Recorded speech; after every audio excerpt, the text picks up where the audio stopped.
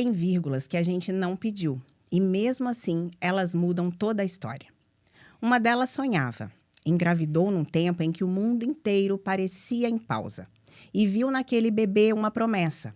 Planejou, sorriu, fez planos. Até que um exame trouxe uma lista de palavras que ninguém está pronto para ouvir. Uma após a outra, como se fossem pontos finais. Saiu dali carregando um peso que não sabia nomear. Dor que rasga, silêncio que ecoa. Até que um dia, alguém olhou nos olhos dela e explicou. Gesto por gesto, palavra por palavra.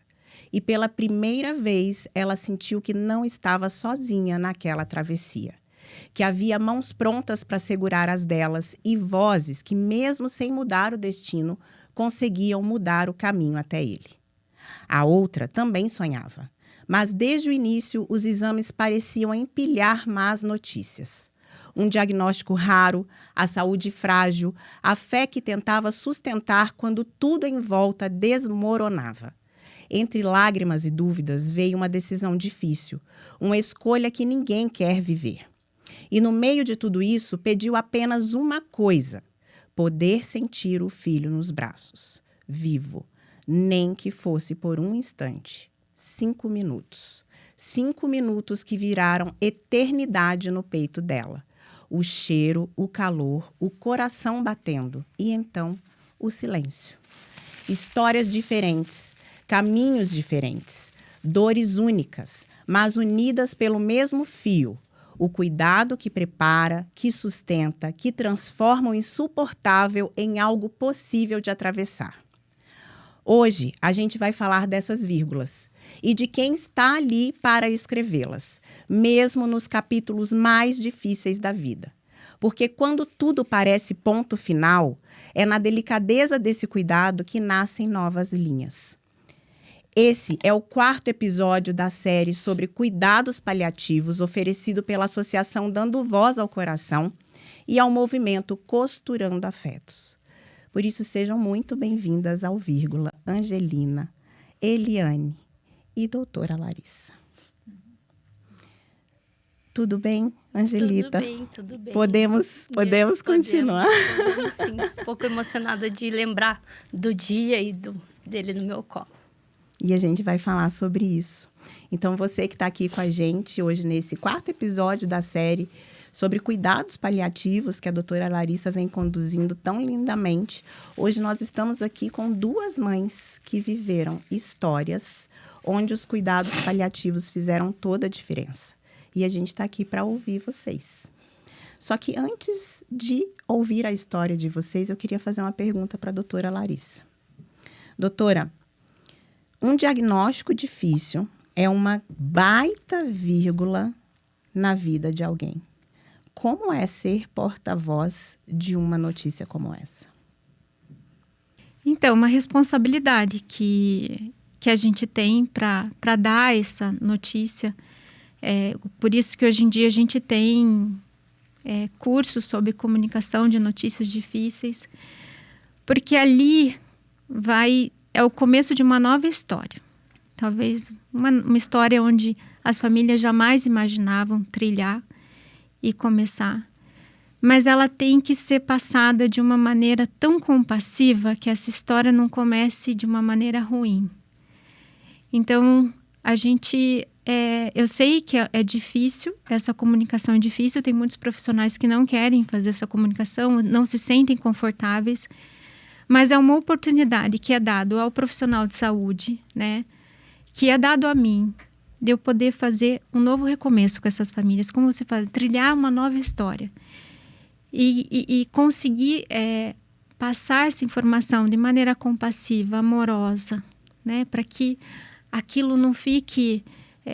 que essas famílias não... Nossa, quando foi falado para mim, foi falado de uma... Não, foi falado com calma, com amor, com compaixão, né? Para que essa história comece de uma maneira melhor. Onde ali já comece a gente aliviar o sofrimento das famílias. Começa na maneira como a gente comunica o diagnóstico, né? E por falar em diagnóstico, a gente tem 2 histórias aqui bem fortes, que eu já soube um pouquinho de cada uma, E eu gostaria de saber mais, e também quem está em casa que ainda não sabe, eu preciso perguntar, né? Como foi para vocês? Eu quero perguntar quem quer começar, porque eu não quero fazer essa escolha. Quem se sente mais à vontade para contar isso primeiro? Olha, posso falar primeiro. Então me conta, Angelita. A Angelita é a mãe do Heitor. Sou mãe do Heitor, mais um anjinho no céu, e tenho a Ágata, que é meu bebezinho arco-íris. E o Heitor foi nosso primeiro filho. Nós estávamos no começo da pandemia, quando nós descobrimos a gestação. Então, foi em maio de 2020 que a gente descobriu. E aí, não podia sair de casa, não podia fazer nada. Ficamos super felizes, né, com a notícia. E a gente não podia ir visitar os pais. Ficamos só eu e meu marido em casa. Fomos fazer a primeira ecografia, tudo bem, tudo certo, normal. E aí, quando a gente foi para fazer... Eu fui fazer a primeira morfológica, com 16 semanas. E aí, já 12 semanas. E daí já deu uma alteração, né? Deu alteração no exame, na translucência nucal, no ossinho do nariz. E aí a médica que fez, a ecografista que fez o exame, já pediu para eu ir na minha obstetra, para a obstetra pedir mais exames, né? E daí eu já fui, fiquei assim muito apreensiva, porque ela falou que, não me lembro a porcentagem, mais ou menos uma porcentagem muito grande dos casos que aquela situação revelava. E eu fui sozinha fazer essa primeira ecografia, porque não podia entrar acompanhante por causa da pandemia. E ela falou que essa ecografia possivelmente revelava que o meu filho teria síndrome de Down, né? Eu fiquei preocupada, nervosa. Encontrei o Alexandre na saída do exame, contei para ele, e dali a gente ficou apreensivo. E isso era um sábado. Aí pedi um encaixe com a médica na segunda-feira, consegui. Ela pediu os outros exames e a gente daí começou a fazer os exames. Eu orava muito até chegar o próximo exame. E daí na próxima ecografia, o médico já viu o ecografista já viu algumas outras alterações, né, no Heitor, que ele tinha um dedinho a mais em cada mão, que ele tinha a fenda na boca e também no céuzinho da boca. E daí ele pediu o cariótipo, né, sugeriu que a médica pedisse cariótipo, daí a doutora pediu, e daí, quando a gente saiu da segunda ecografia, o doutor falou que possivelmente o Heitor, pelas más formações que ele estava vendo ali já nessa segunda ecografia, que seria síndrome de Patau, que o Heitor teria a trissomia do cromossomo 13. Eu não sabia o que queria dizer aquilo, e ele também acho que não podia me dar mais informações, né, porque ele também não podia ter certeza. A gente saiu da sala, ficou aguardando o laudo do exame, e a gente foi pesquisar no celular o que era. E aí, devastador, né? Trissomia era muito, do cromossomo 13, muito grave. Na maioria dos casos, o bebê pode viver... Eu li lá, tinha alguns bebês que viviam 3 dias, né? O prognóstico era muito ruim. Então, ali eu já chorei muito, né? Falei, ai, Deus, o que eu fiz, né? Tipo, a gente se culpa. O que eu fiz? Até que saiu a confirmação, e aí a gente só orava dia e noite para que Deus pudesse fazer o melhor para ele. Mas foi assim, foi devastador. Acho que não tem notícia pior, porque assim, a cada exame que a gente fazia, daí o Alexandre já podia me acompanhar nos próximos exames, ele já estava podendo ir comigo pela condição do Heitor. Então, eles abriam uma exceção porque eles percebiam que eu estava muito frágil naquele momento. Mas cada exame vinha uma outra má formação, uma outra má formação, uma outra má formação. E o diagnóstico foi muito ruim. E quando eu levava os resultados, nessa época eu ainda não conhecia a doutora Larissa. e não tinha acesso ainda ao programa. E eu levava para minha obstetra, ela também não tinha muito conhecimento, né? Ela até, inclusive, falou para mim, eu realmente não tenho muito conhecimento sobre a trissomia do cromossomo 13. E daí a gente estava meio perdido, porque eu não tinha muitos médicos para ir, por causa da pandemia, a gente estava meio fechado. Então, até que a gente recebeu a ligação, como eu tive uma trombose cerebral em 2018, eu fazia acompanhamento pelo SUS também, junto com o plano de saúde. E pelo acompanhamento pelo SUS, eu tinha que tomar a injeção, o anticoagulante, né? E aí foi através deles, do Mãe Curitibana, que eu pude ter acesso aos cuidados daí do hospital. E aí, no hospital, eles estavam iniciando o programa, né, doutora? Estavam iniciando o programa e convidaram a gente para participar. O Alexandre recebeu a ligação e a gente, assim, ficou surpreso. Eu lembro, assim, que o Alexandre me ligou, que ele que recebeu a ligação. Foi uma surpresa essa ligação. E aí a gente começou a ter um acolhimento e ter quem orientasse a gente sobre o que estava acontecendo de fato com o Heitor. O ecografista que fazia meus exames depois começou a acompanhar sempre com o mesmo médico. Ele até falava que a gestação poderia chegar até o final, mas que, assim, ele dava esperanças pra gente, sabe? Mas depois a gente foi entender melhor o que realmente estava acontecendo com o Heitor e como era grave o que ele tinha. Você me falou uma coisa agora, Angelita, que foi aí que vocês começaram a ter informações e orientações. E orientações. Até esse momento a gente só buscava na internet, assim. E como que foi isso? Então, entrar num programa, conhecer a doutora Larissa e a equipe toda envolvida nesse programa e realmente começar a ter essas informações e orientações vindas de uma fonte confiável sobre o que estava acontecendo com o Heitor. Naquele momento foi um abraço quentinho, né? Foi um colo, foi uma equipe maravilhosa, pessoas espetaculares. Tinha até a capelã, né? Para cuidar um pouco do espiritual da gente também.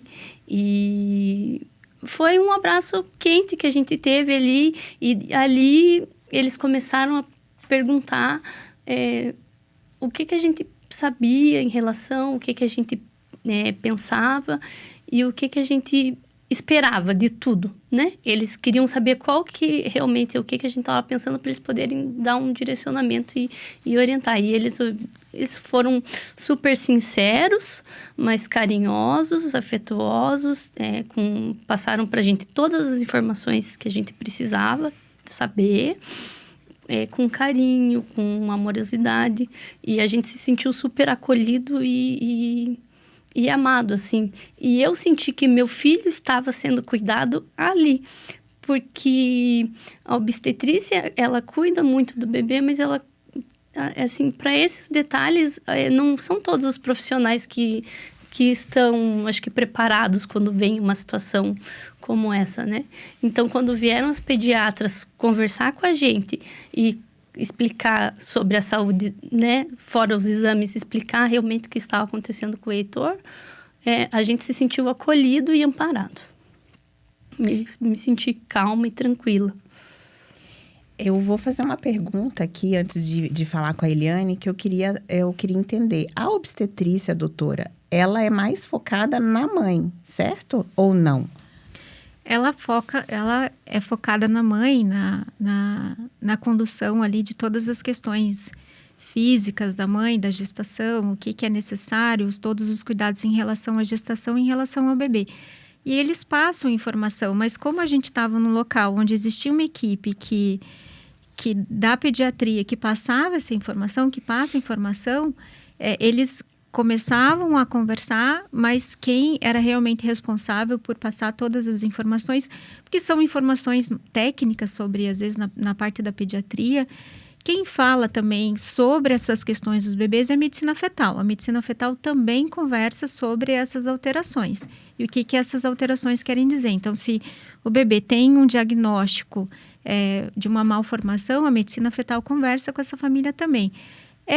Todos conversam, mas mais a medicina fetal, e quando existe cuidado paliativo, porque o cuidado paliativo ele pode ser formado também com obstetra, com o médico da medicina fetal, com a enfermeira. Então, existe toda uma equipe que é formada por vários profissionais que são responsáveis para conduzir dessa maneira, entender o que a mãe sabe entendeu sobre essa malformação e explicar realmente o que é, até para a gente poder fazer um plano de cuidado para essa criança. E a gente já volta a falar sobre o Heitor. Eliane, e você? Eu soube que você é a mãe do Nicolas e do Davi. Isso. E da Amanda, e da Sara. A Amanda está aqui no estúdio e a Sara também. Isso. Conta pra gente como que foi essa história, né? Essa grande vírgula na tua vida, na qual a doutora Larissa entrou nessa história e passou a fazer parte da sua história também. Então, como você falou, 4 filhos, né? E 2 anjinhos. Em 2013, eu tive o Nicolas, né? Engravidei do Nicolas. E estava muito feliz, era uma gravidez planejada, né? E com 22 semanas e 2 dias, eu estava com perda de sangue, fui para o hospital. E lá começou, né, todo o meu terror. Né? Tudo que você não imagina, é uma sensação, eu imagino que ela também deve saber. Não dá para explicar o que a gente sente exatamente naquele momento, né? E daí ele nasceu, né? O colo do meu útero abriu, ele nasceu. Então, do Nicolas, eu sofri por uma perda, né? Uma perda. Então, foram 2 perdas, mas situações diferentes uma da outra. E naquela época, um doutor muito renomado, ele que fez, eu digo, os cuidados paliativos que hoje eu tenho ideia do que é, mas da maneira dele, sabe?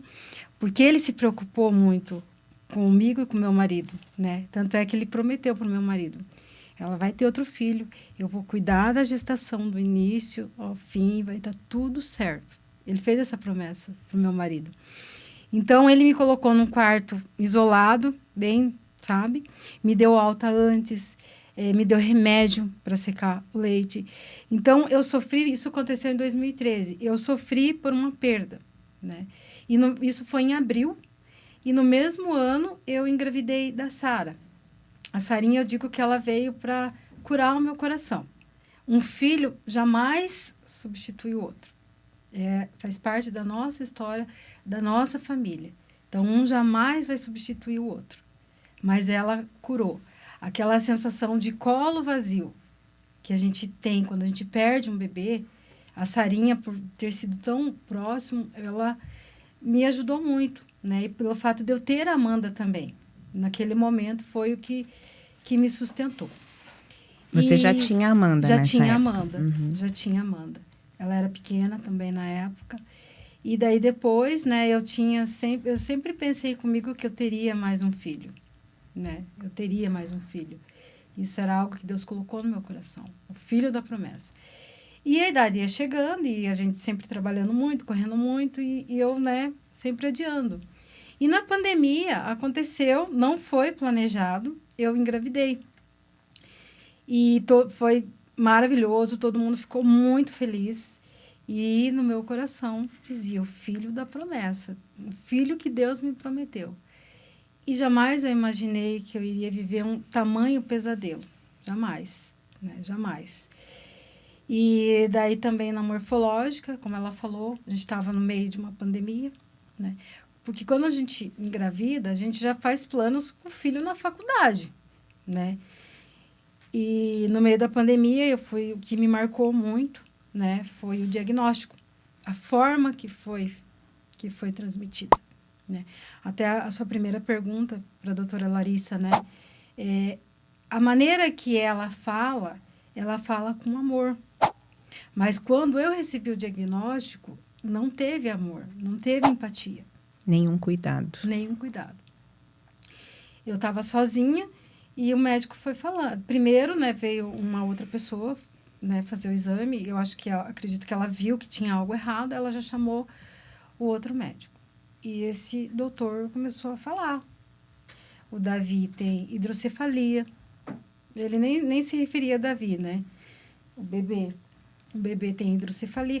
E são nomes, palavras que a gente não faz parte da nossa rotina. A gente não sabe naquele momento o que é, né?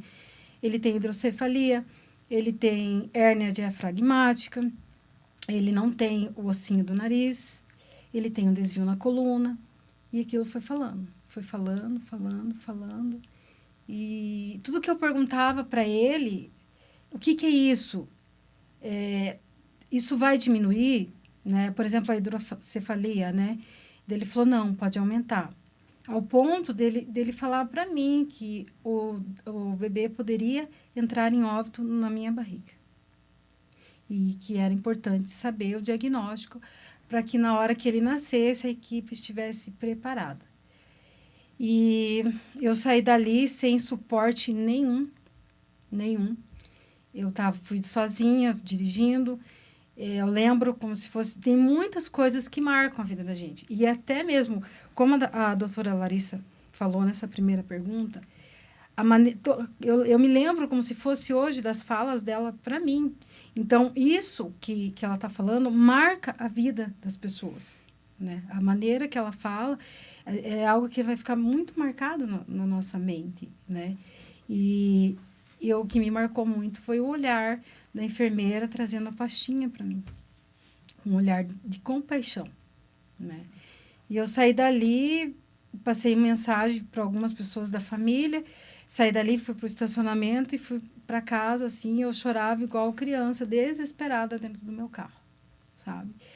E daí ali começou, né, a história nossa com o Davizinho. As consultas demoravam, né? E teve, acho que nesse meio tempo, até chegar aos cuidados paliativos, eu acredito que teve umas 2 consultas ainda que eu fui e não tive, assim, a resposta que eu esperava. Eu ansiava pelaquela consulta, chegava lá e não tinha a resposta que eu procurava. Então, como a gente estava vivendo numa época de pandemia, eu trabalho com eventos, então, naquele momento, estava tudo parado. Então, eu ficava pesquisando muito, só que eram muitas coisas, e coisas graves. E passava muita coisa pela minha cabeça. Eu conheci muitas histórias nessa época que eu estava pesquisando. E eu digo que foi um momento muito difícil. Eu sempre me considerei uma mulher muito forte, que nunca iria precisar de um psicólogo. E eu precisei. A gente viveu uma situação que não tinha o que fazer. Não tinha. Né? E foi um momento, assim, muito difícil para mim, para toda a minha família. Eu digo que foi uma tortura psicológica. Se existe algo assim de rasgar a alma, rasgar o coração, esse sentimento, foi isso que eu vivi durante, acho que, quase 60 dias, sabe? Uma angústia, uma tristeza. Tinha dias que eu não queria nem levantar da cama, eu não queria falar com ninguém. Eu não sabia se eu fazia o enxoval dele, se eu não fazia, como que seria. Muitas perguntas. Como que vai ser no dia? Eu vou para o hospital, eu vou arrumar a mala dele, eu vou chegar lá, vai ter outras mães. Como que vai ser, sabe? Ele vai nascer, ele vai entrar em óbito. Então, passava muitos questionamentos, né? E até que chegou a consulta com a doutora Larissa, né, a equipe. E a gente chegou, eu e meu marido, na sala, a gente foi surpreendido que era uma equipe que estava lá, preparada para nos receber. Né? Tinha 2 doutoras, a capelania e um obstetra. Então, naquele momento, até o olhar, a gente sentia que era um olhar, e é um olhar de amor, né, doutora? Uhum, sim. É um olhar de amor. Então, eu vejo assim, eu e meu marido, a gente saiu de lá com uma sensação de leveza. Embora a gente estivesse passando por um momento muito difícil da nossa vida, a gente saiu de lá mais leve, porque existia uma luzinha no fundo do túnel, sabe? No fim do túnel. A gente não sabia o que iria acontecer. Então, foi tudo muito explicado. Eram duas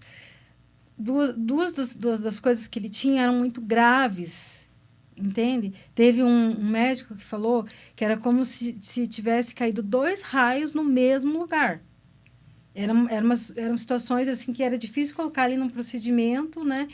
Então, a doutora Larissa explicou tudo para a gente, tudo que ia ser feito, que o bebê poderia ser entubado até mesmo antes de ser retirado da barriga, que eles iam fazer o possível para nos deixar em quartos separados. Então, ali, a gente foi acolhido com muito amor, com muita empatia, sabe? E foi assim, fez total diferença na nossa vida. É como se colocasse um travesseirinho para amansar a nossa queda, sabe? E até o momento que a primeira consulta que a gente teve foi no comecinho de dezembro e foi agendada uma outra consulta para outra semana. E acabou que nesse intervalo, era para terça-feira a consulta, na segunda-feira à noite saiu o tampão e eu fui para o hospital. E quando eu cheguei lá, a gente foi muito bem recebido. Então, a equipe estava preparada para nos receber. Então, me lembro que a doutora Larissa fizeram exames, algo que me marcou muito também, foi na ecografia que o doutor fez, que ele parecia que aquele tempo tinha parado. Ele passava na minha barriga, parece que ele quis proporcionar aquele momento para mim. De eu ficar contemplando o Davizinho mexendo com a mão, colocando a mãozinha na boca, sabe? Ele cedeu as imagens depois para mim. E daí eu fiquei 2 dias lá. Daí recebi alta, porque senão eu teria que ir para o quarto com outras mães. Então, o mais adequado naquele momento era que eu fosse para casa com uma recomendação, que se estourasse a bolsa, ou se ele parasse de mexer, eu voltaria, né? E nesse período que eu fiquei lá, eu me lembro que a doutora Larissa foi até mim e falou assim, devido aos exames que foi feito, né? Ela chegou e falou, Eliane, se o Davizinho nasceu hoje, a gente não tem o que fazer por ele. A gente não vai proporcionar nenhum procedimento que venha só trazer mais dor e que não vai trazer benefícios para ele. Naquele momento, eu até achei que, aquela decisão, eu que teria que tomar. E eu lembro que eu questionei, falei assim, mas eu não posso tomar essa decisão. Ela falou, não, Eliane, é a equipe. A equipe, ele é muito pequenininho. Embora o Davi fosse muito pequeno, a minha barriga estava enorme. Enorme. Ele é muito pequenininho, então a gente não tem como fazer nada que não vai trazer benefícios para ele. Daí eu fui para casa, tomando todos os cuidados possíveis, né? Sem subir escada, só na cama, só levantava para ir no banheiro. E na sexta-feira, estourou a bolsa. Daí deu aquele desespero, porque eu sabia tudo o que ia acontecer, que seria o momento de encontrar meu filho e se despedir dele. Porque eu sabia que a minha barriga era a fonte de vida dele. Que a partir do momento que ele nascesse, né, ele era incompatível com a vida. Somente um milagre para acontecer na vida dele, né? E daí, chegando lá no hospital também, foi tudo muito rápido. A equipe, eu tive essa sensação, e acredito que sim, né, doutora? Parecia que estavam todos esperando. Aconteceu tudo muito rápido, muito rápido. Em poucos minutos eu estava na sala de parto e tinha uma equipe de plantão lá, de cuidados paliativos. Tiveram muito respeito com a gente. Perguntaram para mim, para o meu marido, se a gente gostaria de segurar o Davi. Naquele momento, eu não sabia nem o que dizer. O maior medo meu é que meu filho entrasse em óbito no meu colo. E meu marido falou que queria. Daí, eu sabia que eu precisava ver ele. Porque nesse período que eu fiquei pesquisando muitas coisas, eu vi como é importante você fechar ciclos na vida. E quando você não fecha aquele ciclo, parece que você carrega aquilo para a vida inteira. Então, eu sabia que era um processo que a gente precisava passar. Então, o Davizinho nasceu E por 2 vezes as enfermeiras me trouxeram, eu não consegui ver ele, assim, meu emocional, eu não conseguia. Eu lembro a imagem, cabecinha pequenininha, com a touquinha amarelinha, bem pequenininho ele. Não consegui ver ele, mas eu sabia que eu precisava. Então, no momento que meu marido acompanhou tudo, ele, e eu lembro também do olhar do meu marido, quando eu estava num outro lugar lá, que já tinha terminado, que eu tive que fazer cesárea também. Do Nicolas, foi parto normal. Eu sofri depois, tem o pós também, que você tem leite sem ter um bebê. Entende? E o Davi teve que ser cesárea. Precisava ser cesárea. E daí eu fiquei num outro espaço lá com o meu marido, e eu lembro que o meu marido falou assim, lembro do olhar dele. Ele falou assim, era muito mais do que a gente imaginava. E isso a doutora tinha falado pra gente na consulta, que poderia ser mais. Ele falou, ele não tinha como ele sobreviver, porque meu marido acompanhou, ele ficou 1h30 vivo. Então, meu marido acompanhou todo o processo ali dele, né? Ele falou, não tinha como ele sobreviver. E daí ele falou assim para mim, eu gostaria de ter conhecido o Nicolas. Porque quando a gente teve o Nicolas, só eu vi ele. Ninguém mais. Ninguém perguntou se a gente queria ficar com o nosso filho um pouco, se a gente queria se despedir, conhecer ele. Então, ninguém fez essa pergunta. E, nesse momento, meu marido falou, eu gostaria de ter conhecido o Nicolas. E daí, as enfermeiras trouxeram da vizinha. Naquele momento, eu já estava mais calma. Eu consegui ter um tempo com ele. Ele era a coisa mais linda do mundo. Com a boquinha aberta. Muito parecido com a minha filha mais nova, com meu marido. A gente teve um tempo com ele, muito respeitado, né? Então, os cuidados paliativos, assim, foi um divisor de águas, eu digo. E depois que a gente teve ele, eu lembro que eu tive uma consulta também. As doutoras me passaram mensagem. Eu lembro que eu perdi a data, se eu não me engano. Elas remarcaram, entendeu? Porque elas queriam saber como que a gente estava, sabe? E essa primeira consulta, a gente ficou em torno de 1h30. Entende? Então, ali a gente tinha à nossa disposição o obstetra para tirar todas as nossas dúvidas, a doutora Larissa, a outra doutora também, pessoas muito amorosas, muito atenciosas. E eu digo que até o final a gente teve esses cuidados que eu hoje penso que é tão difícil perder um filho e que nenhuma mulher deveria não ter esses cuidados. Isso teria que ser obrigatório para todas, porque é muito difícil, mas se torna mais leve com os cuidados paliativos. Vocês falaram muito da doutora Larissa, né? E a gente percebeu aqui ao longo desses episódios que a gente já teve a sensibilidade que a doutora apresenta. Mas eu imagino que outros profissionais, até também por conta desses episódios, participaram dos cuidados, participaram desse processo com vocês. Como que foi ter, não só a doutora Larissa, mas uma equipe, né? Psicólogo, assistente social... A obstetrícia, a medicina fetal. Eu acho que vocês tiveram todos. Como os bebês não foram para a UTI, elas não tiveram tanto acesso à parte da fisioterapia, fono. Mas quem cuidou delas foi a parte da recepção ali da maternidade, dos consultórios, Enfermagem. A enfermagem, os médicos, a medicina fetal, o centro obstétrico, a equipe do centro obstétrico, que também tem fisioterapeuta ali no centro obstétrico. Então, foi toda uma equipe que atendeu. Elas não foram só nós, foi a equipe da capelania. Como que foi isso? Vocês me falaram que fez total diferença. Mas conta pra gente um pouquinho sobre isso. No nosso caso, acho que como a gente estava bem no início do programa, foram as 2 pediatras que cuidaram da gente, assim. E aí eu fazia alguns exames, algumas ecografias lá pelo hospital. Então, a equipe toda estava bem, assim... como que eu posso dizer? Ela todo mundo estava muito preocupado, né? Em passar as informações. Quando eu ia fazer uma ecografia e lá aparecia uma nova malformação, então eles tinham cuidado de como passar essa informação para a gente. E ali tinham muita... Ali eu acredito que no ambulatório ali para fazer os exames, a grande parte das mães eram de gestação de alto risco, né? E com bebês com alguma malformação.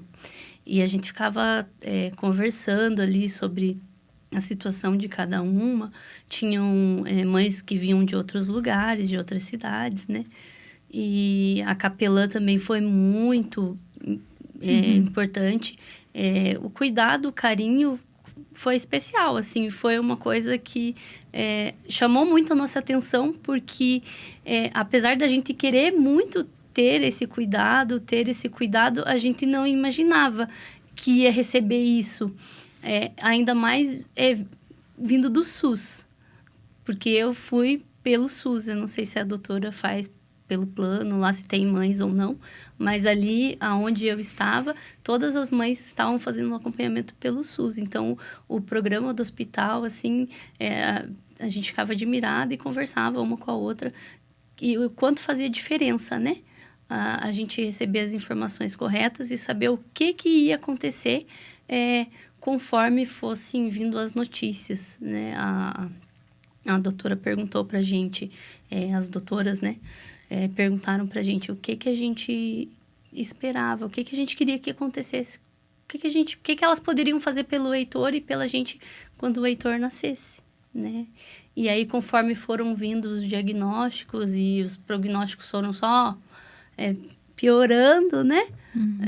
A gente foi tendo cada vez mais ciência e consciência de que o Heitor não ficaria muito tempo com a gente, né? E isso tudo a equipe foi passando assim de uma forma cuidadosa, carinhosa, fez com que a gente ficasse, apesar de aterrorizados e muito tristes, a gente sabia o que podia fazer pelo Heitor e qual seria a melhor forma de fazer isso sem com que a gente fizesse ele sofrer mais, né? Que, como você falou, o Heitor também, ele estava vivo através de mim. A partir do momento que ele nasceu, ele não tinha forças para fazer as coisas por ele mesmo, né? Ele precisava do cordão umbilical para poder estar ali comigo. E o Heitor foi muito forte, porque ele tinha muita coisa, mas ele falou, não, eu vou nascer. A minha mãe vai me pegar e eu vou abraçar minha mãe e minha mãe vai me abraçar. Então, e meu coração vai estar batendo enquanto isso. Nossa, e o Heitor, assim, tinha coisas que eu falava assim, eu, mãe, né, pensando... eu queria tanto escutar meu filho falar mãe, e daí um dia eu tava lá, acordei de madrugada, contei pra doutora Larissa, fui no banheiro e de repente escutei, mãe. Eu falei, meu Deus, tô ficando maluca. Contei pro Alexandre, ele riu, ele falou, pode ser, meu amor, né? E até o nome do Heitor veio depois, assim, a gente tava esperando, tentando escolher e um dia eu sonhei com o nome. Então eu falei, o Heitor vai se chamar Heitor, né? E todo o cuidado que eles fizeram com a gente dentro do programa, assim, foi muito especial. Então, quando foi para eu ganhar o bebê, né, pro Heitor nascer, eles me deixaram num quarto separado, né? Porque, assim, já é um momento muito difícil, né? Eu acredito que tenha sido um dos momentos mais difíceis da minha vida. Mais feliz e mais difícil. Porque você está escutando ali, né? As outras mães estão ali em trabalho de parto também, a correria dos médicos, todos os médicos... Tinha muito médico que estava cuidando da gente no dia que o Heitor nasceu. Toda hora vinha alguém me perguntar como é que você tá. Eles vinham escutar o coraçãozinho do Heitor para ver se estava batendo. Aí a gente pôde gravar, né? O coraçãozinho dele, a gente tem gravado tudo. E foi especial, assim, apesar de muito, muito triste, todo esse acolhimento tornou a situação e o momento bonito e eu pude ter felicidade em tudo aquilo, apesar de eu saber que eu não ia levar meu filho para casa. Mas eu aproveitei cada minuto que eu podia, cada chutinho na barriga, né? Tudo a gente pode aproveitar e a gente aproveitou o Heitor muito bem. E ele se fez firme e forte e fez tudo que, né, que eu pedi por ele, assim, tudo que eu pedi para ele, pedi para Nossa Senhora Aparecida. E a gente conseguiu, porque eu orei muito, porque na última ecografia, antes do Heitor nascer, uns 10 dias antes, mais ou menos, que a gente fez o ecocardio fetal. A doutora que fez a ecografia falou, olha, ele é muito forte. Apesar de tudo que ele tem, ele tá muito resistente, mas assim, ele tá muito fraquinho, né? Ele tá começando a apresentar sofrimento, né? Pode ser que você não consiga ter ele nos teus braços, né? E aí a gente decidiu induzir o parto para eu tentar poder ficar com o Heitor, assim, um pouco, né? Porque eu não queria perder ele dentro da minha barriga. Eu queria ter meu filho no meu braço. E assim, e a gente fez de tudo, as doutoras fizeram de tudo. Tinha muita obstetra, tinha pediatra, tinha o chefe da obstetrícia, tinha muita gente lá. E todo mundo fez de tudo por mim e pelo Heitor para que a gente tivesse esse momento muito bonito, assim. E, nossa, foi um parto normal, a gente conseguiu fazer parto normal, né? E eu lembro de pegar o Heitor no colo, assim, quando ele nasceu. Que ele ficou aqui comigo. E todo mundo no hospital, né? As doutoras, antes da gente ir pro parto, a gente se preparou, né? Tudo. Eles perguntaram, quer que faça algum procedimento no Heitor, né? Assim que ele nascer?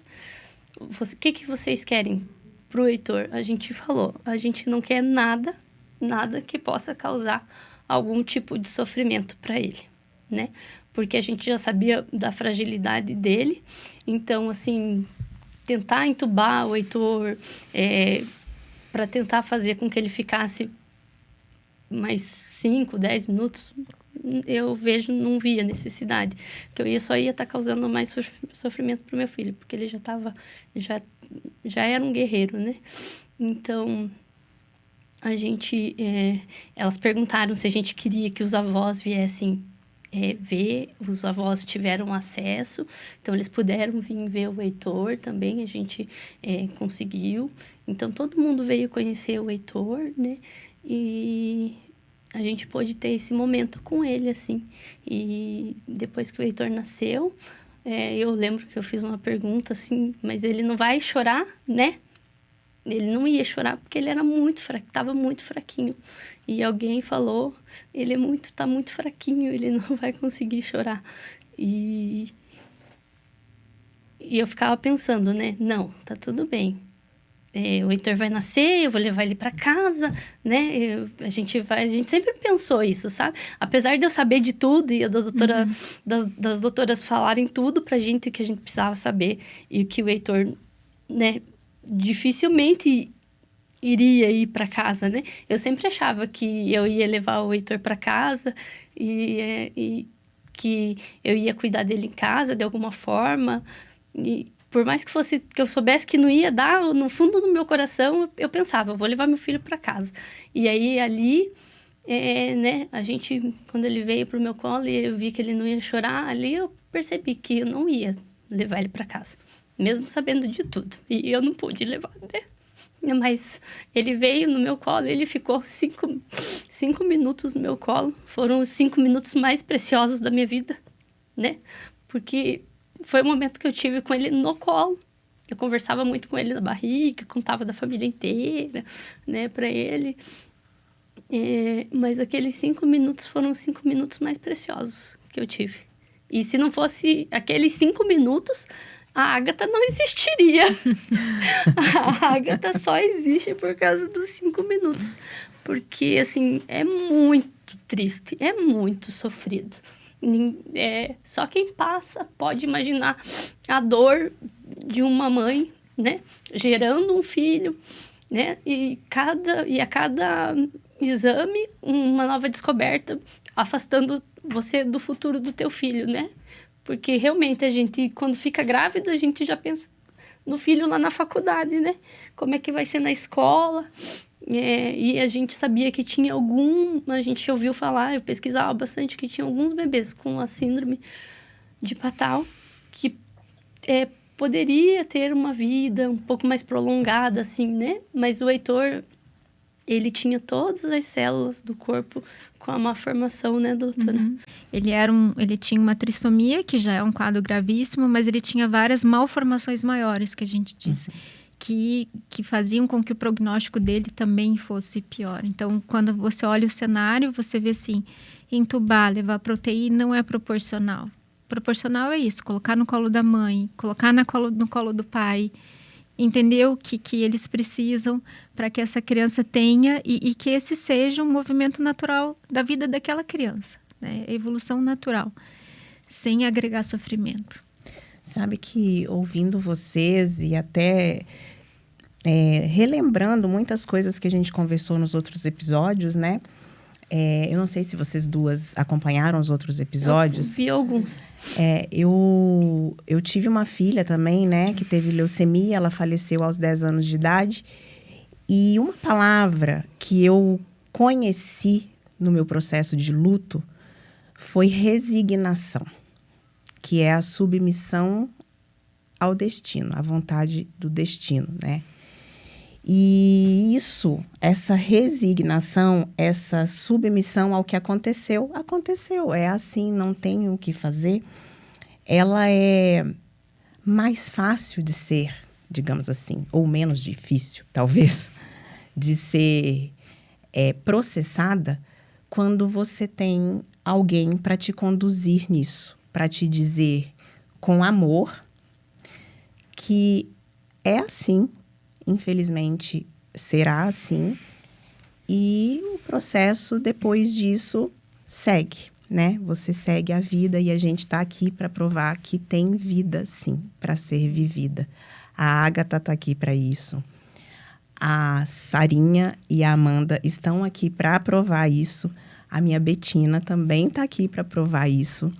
Então, tem muita vida para acontecer, apesar das nossas dores. Então, que bom que vocês têm hoje força para estar aqui contando essas histórias.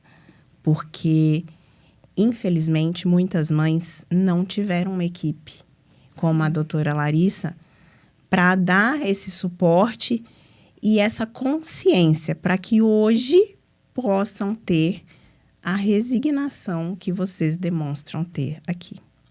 Então, sinto muito pela dor de vocês, mas parabéns pela força de vocês. Porque é admirável ver o amor em cada palavra, cada uma do seu jeitinho.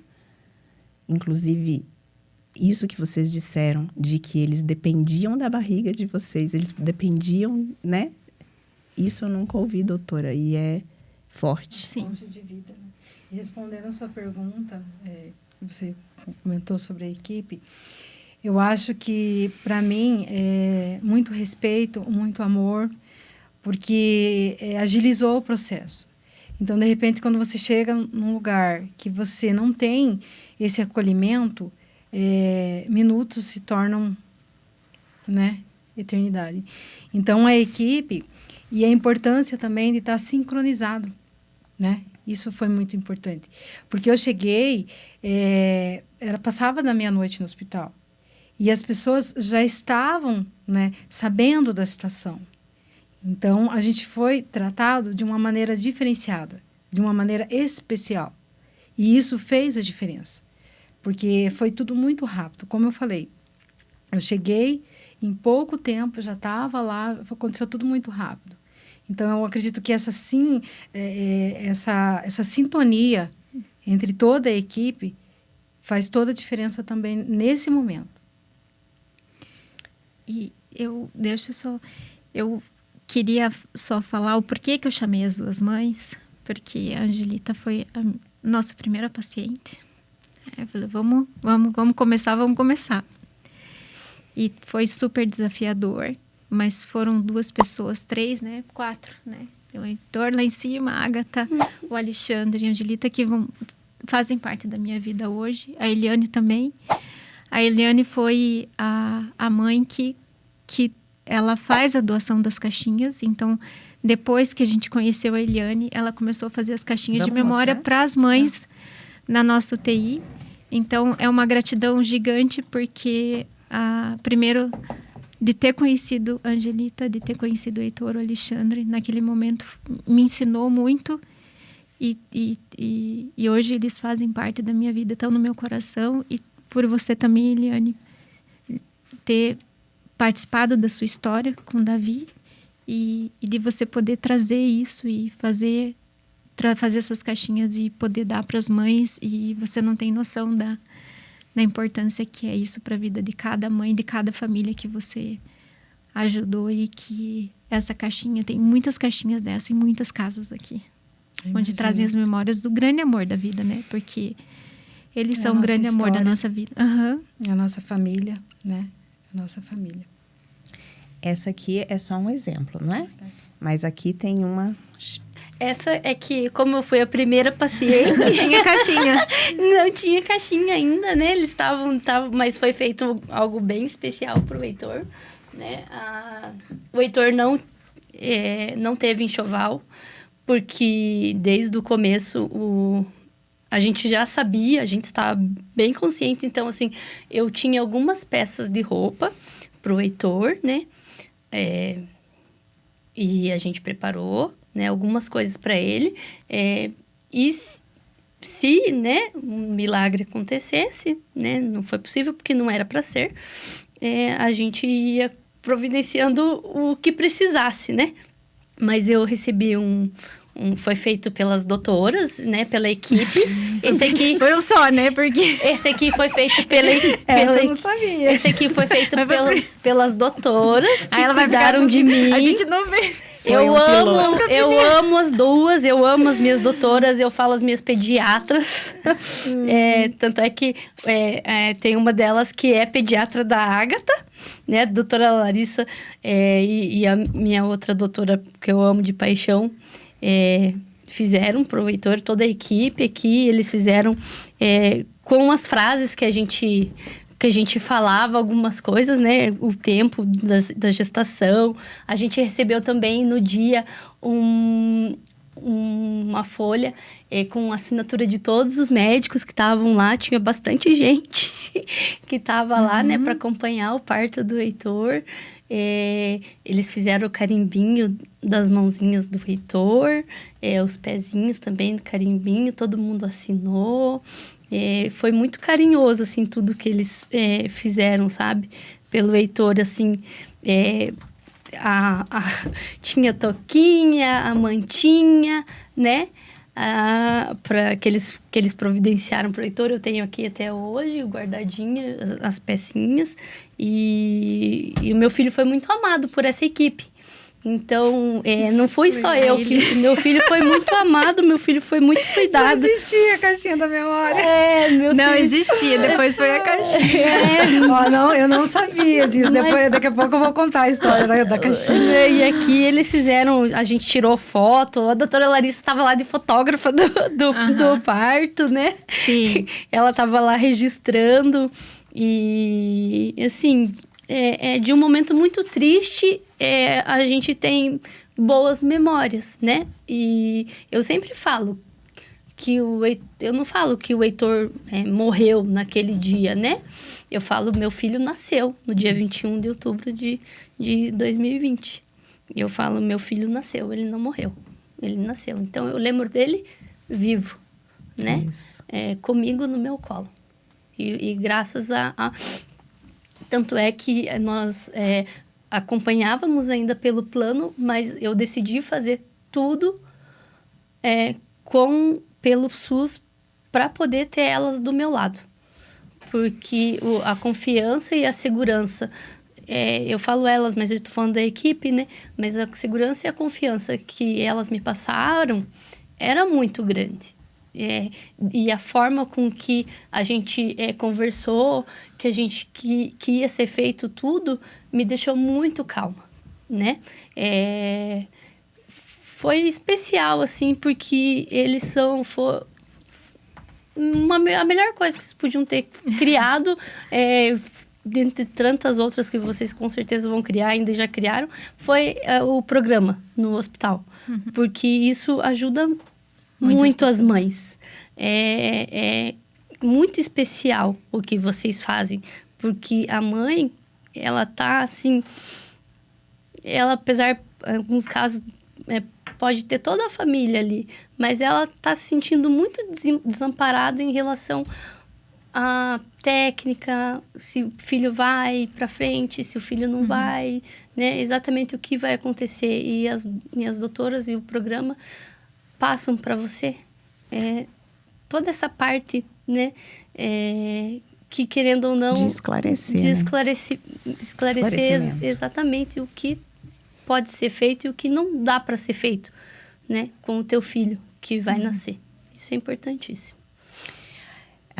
A gente está chegando já no final do episódio, Eliane, mas conta pra gente sobre as caixinhas, porque foi de uma ideia sua que as caixinhas que a gente mostrou no segundo, no segundo episódio surgiram. E aqui a gente já tinha uma ideia, um protótipo, né? que ficou muito lindo. E fez toda a diferença na sua vida. Fez. E volta e meia eu olho minhas recordações aqui. Conta pra gente. Nesse período, né, que eu estava nessa angústia, nessa pesquisa, eu conheci um projeto também de uma cidade, de uma fotógrafa. A gente falar isso, às vezes, para uma pessoa que não vive, é assustador. A pessoa pensa assim, nossa, tirar foto de um bebê morto, né? Isso é assustador, mas para quem está vivendo, é a única lembrança que vai ficar, né? E daí eu conheci esse projeto, essa caixinha da memória, essa fotógrafa que faz esse trabalho, né, desse momento de registrar com a família aquele momento. E depois de um ano que tinha acontecido tudo isso, e eu peguei e Deus começou a colocar isso no meu coração. Que eu tinha que fazer. E daí eu entrei em contato, não lembro se foi com a doutora Larissa ou com outra doutora, e que eu tinha o número delas. E comentei, mandei foto, eu tenho interesse de fornecer para as mães, né, a caixinha, o que você acha. E a ideia foi super, né, bem aceita. E, por incrível que pareça, Deus ele vai preparando as coisas, né? Na pandemia, eu comecei a fazer caixinhas de MDF para vender.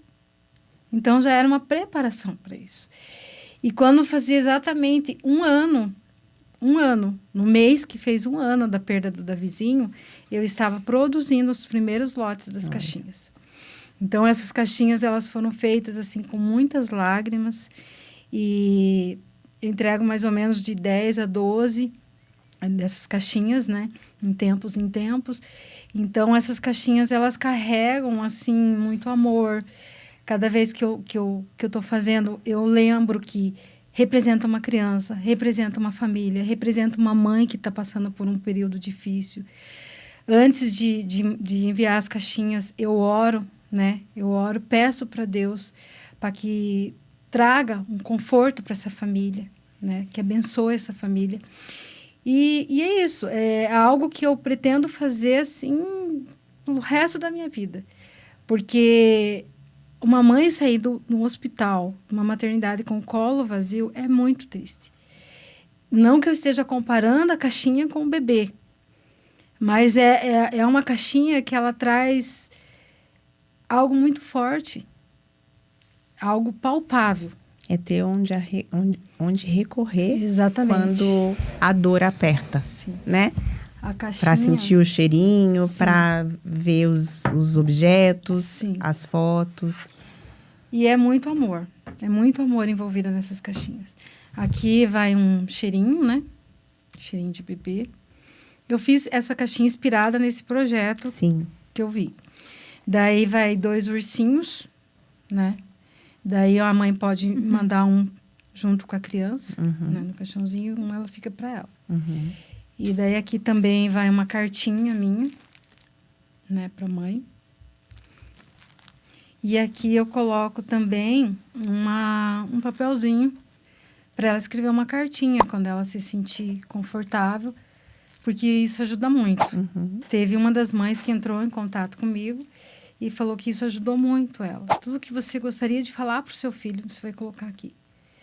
E eu acredito que tem mais coisas, né, doutora? A gente faz o livrinho, né, com o pezinho, com a mãozinha, com uma mechinha de cabelo e com a pulseirinha da maternidade. Eu te convido a assistir, inclusive, o episódio 2 dessa série, né? Que tá lá na playlist do YouTube, Cuidados Paliativos com Dando Voz ao Coração. Ou no Spotify, você consegue encontrar, aqui embaixo desse vídeo, você consegue encontrar ele vinculado aqui também. E tem a caixinha que a doutora Patrícia mostrou no episódio 2, né? Parabéns, viu, Eliane? Ressignificar a dor, dar sentido para tudo que aconteceu e manter viva a memória do Davizinho. Eu não consigo me imaginar sem fazer essas caixinhas. Então, eu faço com muito amor, sabe? E eu creio que, como a doutora falou, né? Faz muita diferença num momento muito difícil da vida, né? Delas. Então, é algo que eu pretendo fazer, sabe? Eu creio que nada acontece em vão na nossa vida. E tudo há um propósito. E quando você transforma um momento triste, você pensar assim, ele veio por um propósito. O que eu preciso fazer para se tornar um ser humano melhor?